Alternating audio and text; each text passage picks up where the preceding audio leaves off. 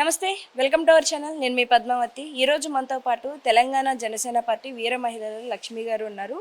మరి ఆవిడతో మాట్లాడి ఇప్పటివరకు కూడా పవన్ కళ్యాణ్ గారి మీద ఇటు రెండు తెలుగు రాష్ట్రాల్లోనే మంచి హీట్ అయిన కార్యక్రమాలు అయితే జరుగుతున్నాయి. అసలు ఎందుకని ఎక్కడ చూసినా కూడా పవన్ కళ్యాణ్ గారిని టార్గెట్ చేస్తున్నారు? ఈ పాయింట్ మీద కూడా మనం తెలుసుకునే ప్రయత్నం చేద్దాం. సో చేయండి. నమస్తే మేడం. నమస్తే. మేము ఇప్పుడు చూస్తున్నాం, ఇప్పుడు కవిత గారు ఎక్కడ ఏ పాయింట్ ఆఫ్ వ్యూలో మాట్లాడినా చివరాఖరికి వచ్చి పవన్ కళ్యాణ్ గారి దగ్గర ఎండ్ చేస్తున్నారు. గతంలో కూడా పవన్ కళ్యాణ్ గారు తెలంగాణకు వచ్చే అబ్బాయిని పలకరింపుగా మాట్లాడడానికి వెళ్ళినా కూడా రెండు తెలుగు రాష్ట్రాల మధ్య గొడవలు పెడుతున్నారు, ఈయన దేశద్రోహి అని అన్నారు. ఇప్పుడు కూడా చూసుకోవచ్చు, ఇడుపు కాగితం సినిమా గురించి కూడా మాట్లాడుతూ మీకు సినిమా గురించి అంతగా అవగాహన లేకపోతే ఇడుపు కాగితం అని వెళ్ళి పవన్ కళ్యాణ్ గారిని అడగండి, ఆయనకైతే బాగా తెలుసు అని అనేసి ఒక ఇంటర్నేషనల్గా మాట్లాడారు ఆవిడ. సో దీనిపై మీ ఒపీనియన్ ఏంటి అసలు? ఎందుకంటే నేను ఫస్ట్ ఒక ఎగ్జాంపుల్ చెప్తా. మన ఆంధ్రలో డైమండ్ రాణి రోజా గారు కూడా కళ్యాణ్ గారి మీద ఇలా విమర్శలు కురిపించి ఇవాళ 11 సీట్లకి పరిమితమయ్యారు. 21కి 21 స్ట్రైక్ రేట్ ఇచ్చిన party, first time 100% strike rate ఇచ్చిన పార్టీ జనసేన పార్టీ. అక్కడ ప్రూవ్ చేశారు. ఇప్పుడు ఇక్కడ లిక్కర్ రాని కవిత స్టార్ట్ చేశారు. సో ఆబ్వియస్లీ ఇక్కడ కూడా మళ్ళీ అదే స్ట్రైక్ రేట్ ఇవ్వడానికి రెడీగా ఉన్నారు కళ్యాణ్ గారు. ఎన్ని విమర్శలు వస్తే మాకు అంత ఆశీస్సులు వస్తున్నట్టు అనమాట. సో మేము గెలుస్తామని వీళ్ళు ఇంకా మమ్మల్ని ఇంకా స్ట్రాంగ్ చేస్తున్నారు. అంటే వీళ్ళ మాటలతో మేము రోజు రోజుకి ఇంకా స్ట్రాంగ్ అవుతున్నాం. లేకపోతే కళ్యాణ్ గారు పోటీ చేద్దామనే ఉద్దేశం కూడా లేదు. ఏదో జస్ట్ పార్టీ పెట్టారు, మనం ఇంకా మంచిగా ముందుకు వెళ్ళాలి, జస్ట్ కొంచెం సీట్లు తీసుకోనని. వీళ్ళు చేసిన దానికి జూన్ 2 రోజు చేసిన దానికి ఆయన ప్రెస్ మీట్ పెట్టి ఆయన క్లియర్ చేశారు, మేము పోటీ చేస్తున్నాం రాబోయే ఎన్నికల్లో అని. ఇంతకన్నా ప్రూఫ్ ఏం కావాలి? ఏంటంటే భయపడిపోతున్నారు. అంటే వీళ్ళకి ఏంటంటే టీఆర్పీ రేటింగ్స్ కావాలి, లేకపోతే వీళ్ళకి అంటే తెలంగాణ జనాలు ఇప్పుడు అన్నదమ్ములుగా ఉన్నారు, ఏపీ తెలంగాణ, వాళ్ళని విడదీయాలి, ప్రాంతీయ విభేదము, కుల విభేదము ఏదో ఒకటి చేసి కళ్యాణ్ గారిని టార్గెట్ చేయాలని చూస్తున్నారు. కానీ అలాంటి నేను చూస్తున్నా కదా, కులానికి అస్సలు సంబంధం లేకుండా వచ్చి ఈరోజు జనసేనలో చాలా మంది జాయిన్ అయ్యారు. పార్టీ ఆఫీస్ పెట్టిన తర్వాత నెతికి ఆటో వాళ్ళు కూడా, క్యాబ్ డ్రైవర్స్ కానీ ఎవరైనా సరే వచ్చి ఇక్కడ ఉందా జనసేన పార్టీ, మమ్మల్ని డ్రాప్ చేస్తూ వాళ్ళు అడుగుతున్నారంటే ఈరోజు ఎంత జనసేన తెలంగాణలో ఎలా ఉందో ఊహించుకోవచ్చు.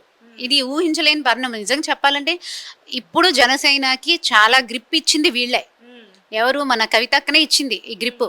థ్యాంక్ యూ కవితక్క, మీరు ఇచ్చిన దానికి మేము ఇంకా ఎక్కువ స్ట్రాంగ్ అవుతున్నాం. మేము ఆంధ్రాకి వెళ్ళి పిఠాపురంలో ఎలా స్ట్రాంగ్ చేసుకున్నామో ప్రచారం చేసి, తెలంగాణలో మాకు ఇంకా ఎక్కువ ఉత్సాహం ఇచ్చి మమ్మల్ని ఇంకా ఎక్కువ ఎంకరేజ్ చేసి మేము ఇంకా ఇలా వీర మహిళలను బయటికి రావాలి అని మీ ధైర్యం పోసినందుకు, ధైర్యం నూరేసినందుకు మాకు చాలా హ్యాపీగా ఉంది. అంటే ఇడుపు కాగితం యాక్చువల్ గా ఏదైనా టార్గెట్ చేయాలి అనుకుంటే రాజకీయంగా టార్గెట్ చేసి మాట్లాడడం అనేది ఒక విధంగా తీసుకోవడానికి కారణం ఉంటుంది. కానీ పర్సనల్ లైఫ్ ని కూడా మ్యాటర్ గా ఆవిడ పోల్చి మాట్లాడుతూ ఇడుపు కాగితం అంటే ఆయనకి ఎన్నో విడాకులు అయినాయి కదా, ఆయన అడగండి. సో ఇది ఎలా ఎంత వరకు తీసుకోవచ్చు? ఎందుకంటే ఆవిడకి తెలిసిన స్కామ్స్ ఏంటి? లిక్కర్ స్కామ్లు, 100 కోట్ల లిక్కర్ స్కామ్ చేసి తీహార్ జైల్లో కూర్చొని చిప్పకూడి తిని 5 నెలల తర్వాత ఏమో వచ్చారు. అంతవరకు అదే చెప్తున్నాను. అలాంటి వాళ్ళకి ఇంకేం అంతకు మించి ఆలోచన వాళ్ళకి వెళ్ళట్లేదు. వాళ్ళకి కళ్యాణ్ గారిని టార్గెట్ చేస్తే వీళ్ళకి ఏదో ఉత్సాహం వస్తున్నట్టుంది. మేము ఆల్రెడీ యాంటీ వైరస్ లాగా ఎక్కించుకున్నామని చెప్పారు మొన్న కళ్యాణ్ గారు. ఏంటి వైసీపీ పార్టీది మాకు యాంటీ వైరస్ లాగా ఎక్కేసింది, మాకు ఏం కాదు మీరు ఏందనుకున్నా. సేమ్ ఇప్పుడు అదే చెప్తున్నాం కవితక్క, మీరు ఎన్ని విమర్శలు చేసినా ఏం చేసినా మాకు అదొక మాకు ఎనర్జీ లాగా ఉంది. మీరు అంటూ ఉండండి, మేము ఎదుగుతూ పోతామని చెప్పేసి మేము ప్రూవ్ చేసుకుంటాం. ఎందుకంటే మాకు తెలుసు మా పార్టీ ఎలాంటిది, ఎంత జెన్యూన్గా ఉందో. 100 కోట్ల లిక్కర్ స్కామ్ చేసావు. ఫస్ట్ థింగ్ 2006లో ఒక బ్యూటీ పార్లర్ పెట్టింది, 2017లో ఒక రెంట్ హౌస్లో ఉంటున్నా అంది. అప్పుడు గంజి నుంచి ఈరోజు బెంచ్ వరకు వచ్చింది. ఎవరు? మన కవితక్క. అంటే మీరు ఒక్కసారి ఆలోచించండి, ఎవరు అసలు బాన్ విత్ సిల్వర్ స్పూన్ అన్నట్టు, గోల్డెన్ స్పూన్ అన్నట్టు సిల్వర్ అంత కష్టపడి పైకి వచ్చి ఒక్క మూవీ చేసుకుంటే చాలు కళ్యాణ్ గారు. ఆయన స్కాములు చేయకర్లే, ల్యాండ్ దోపిడీలు అన్నారు, చెరువులు అన్నారు, ఏమేమో చెప్పారు. తెలంగాణ ఎన్నో రూమర్స్ తీసుకొచ్చారు. కళ్యాణ్ గారు ఒక మూవీ చేసి సంవత్సరాలు కూర్చొని రిలాక్స్ అవ్వచ్చు. పిల్లల పేరు మీద డిపాజిట్ చేసిన డబ్బులు కూడా పార్టీ ఆఫీస్కి పెట్టిన ఏకైక వ్యక్తి ఎవరన్నా ఉంటే నేను చెప్తున్నాను, ఇప్పటి వరకు నేను ఏ పొలిటీషియన్ చూడలే. అసలు నిజంగా చెప్పాలంటే నాకు పాలిటిక్స్ అంటేనే జీరో అవగాహన, నాకు అస్సలు లేదు. అలాంటిది కళ్యాణ్ గారి ఆ, ఉద్యమం చేసిన దానికి, జనసేన పార్టీ తీసుకొచ్చిన దానికి మనం ఎందుకు బయటికి, అసలు బయటికి రాని మనుషులు, నేనే ఇంట్లోంచి బయటికి రాని దాన్ని ఇవాళ బయటికి వచ్చి ఇవాళ కూర్చొని జనవాణి ప్రోగ్రామ్స్ కానీ ఏమన్నా చేస్తున్నామంటే అది కేవలం కళ్యాణ్ గారి స్ఫూర్తితోనే మేము బయటకు వస్తున్నాం, లేడీస్ కూడా. చూడొచ్చు మనము ఏమంటున్నారంటే అపోజిషన్ నాయకులు ఇక్కడ చూసుకుంటే తెలంగాణలో ఆంధ్రాని గాలికి వదిలేసి ఒక డిప్యూటీ సీఎం పదవిలో ఉన్న అతను ఆంధ్రాని పట్టించుకోలేదు, పిఠాపురాన్ని బాగు చేయలేదు, ఆయన పదవికి ఏమాత్రం న్యాయం చేయలేదు, కానీ ఇక్కడికి వచ్చి తెలంగాణని ఏలుతారంట. ఏం ఏం పొడుస్తారయ్యా అన్నట్టు కూడా ఆంధ్రాని చెయ్యకపోతే అస్సలు రోడ్లు లేని అరకు అటు సైడ్, వైజాగ్ అటు సైడ్ రోడ్లు లేని చోట అసలు ఒక ప్రెగ్నెంట్ లేడీని బయటికి తీసుకెళ్లాలంటే కూడా వాళ్ళు ఎత్తుకొని భుజాల మీద అలాంటి దగ్గర రోడ్లు వేయించారు. లైట్లు లేని ఊర్లో, అసలు లైట్ వెళ్తురంటే తెలియని ఊర్లో లైట్లు ఇప్పించారు. చెప్పులు కూడా లాస్ట్కి చెప్పులు, మినిమం ఒక మనిషికి చెప్పులు కూడా ఆ ఊరికి కూడా కొంత ఎంతమంది ఉన్నారో మొత్తం ఆ ఊరికి మొత్తం చెప్పులు తెప్పించారు కళ్యాణ్ గారు. ఆయన చెప్పులు, వీళ్ళకి చెప్పులు లేవు, మనకు చెప్పులు ఎందుకు, మనకు ఎందుకు ఉన్నాయి అని చెప్పి ఆయన చెప్పులు తెప్పించి ఇచ్చిన మనిషి ఆయన. ఓకేనా. పిఠాపురంలో ఆయన ఏం చేయలేదు అంటున్నారు కదా, పంచాయతీ రాజు ఎన్ని వచ్చాయి చెప్పండి, పంచాయతీలు ఎన్ని తీసుకొచ్చారు ఆయన. ఆయన పంచాయతీ తీసుకొచ్చి ఆయనకి కొన్ని అవార్డ్స్ ఆయనకి అవార్డ్స్ వచ్చాయండి. ఇంకా ఇంతకన్నా మనకి చెప్పాల్సిన ఒక ప్రైమ్ మినిస్టరే ఆంధీ తుఫాన్ అన్నారు. ఆయన ఆంధ్రాలో డెవలప్ చేయకుండానే ఈరోజు ఇంత పేరు వచ్చిందా? ఇంత అసలు ఆంధ్రాలో అంత దేవుళ్ళ, మేము కళ్యాణ్ గారిని అందరూ ఒక డిప్యూటీ సీఎం లాగే చూస్తున్నారు, నేను మటుకి దేవుళ్ళలాగే చూస్తున్నా. మాకు దేవుడే కళ్యాణ్ గారు. ఈరోజు మేము ఇక్కడ ఉన్నామంటే కేవలం కళ్యాణ్ గారి గురించి, కళ్యాణ్ గారి వల్లే ఇక్కడ ఉన్నాము. ఆయనకి చేస్తూనే ఉంటాం, మా ఊపిరి ఉన్నంత వరకు మేము ఆయనకే సేవ చేస్తాం.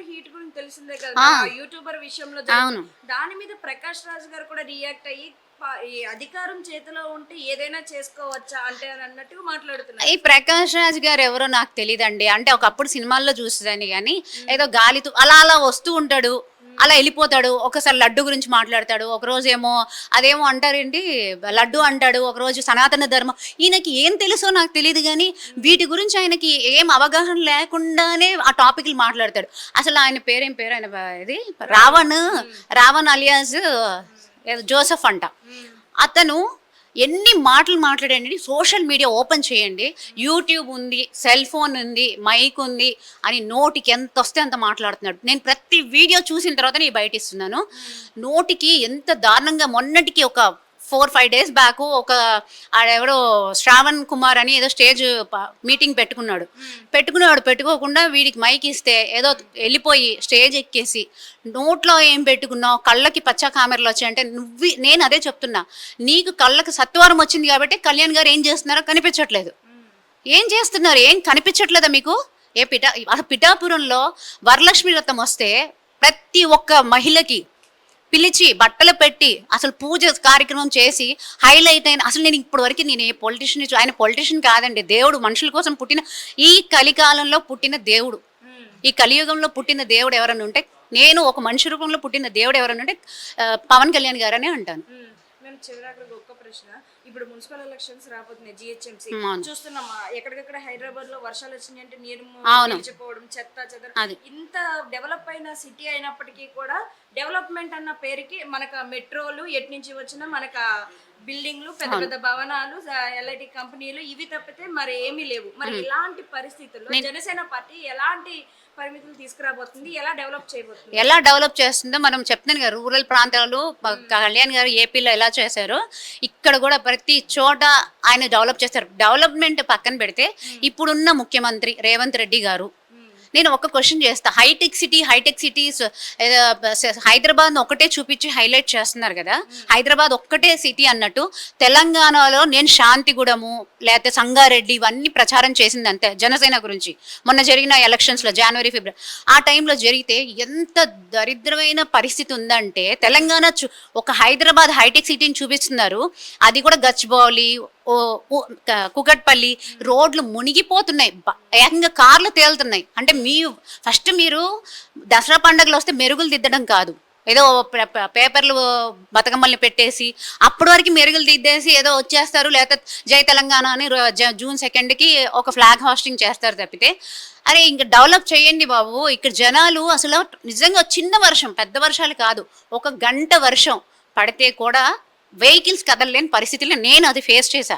మెట్రో అయితే ఇంకా చెప్పని కిక్, ఇసుక వేస్తే రాలని మనుషులు మెట్రోలో. అలాంటి పరిస్థితుల్లో ఇవాళ తెలంగాణ ఉంది. దాన్ని డెవలప్ చేయాలంటే నిజంగా చెప్తున్నా ఇలాంటి నాయకుడే కావాలి. మా కళ్యాణ్ గారే రావాలి అని 100% చెప్తాను. ఆయన వస్తే పక్కా డెవలప్మెంట్ అయితే జరుగుతుంది 100%.